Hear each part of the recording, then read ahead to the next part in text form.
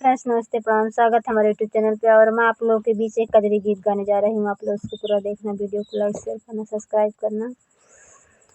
धना कजरी सावनवा में गावल करा, सबके हंसावल कराना। धना कजरी सावनवा में गावल करा, सबके हंसावल कराना।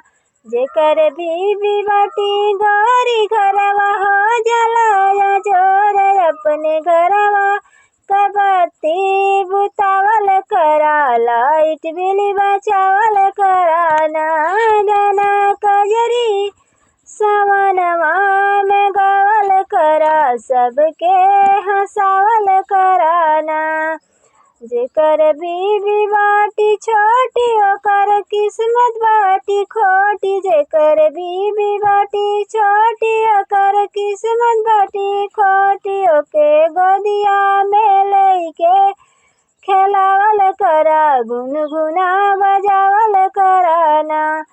धना कजरी सावनवा में गावल करा, सबके हंसावल कराना।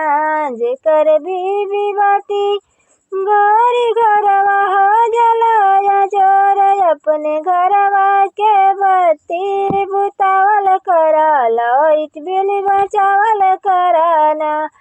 धना कजरी सावनवा में गावल करा, सबके हंसावल कराना।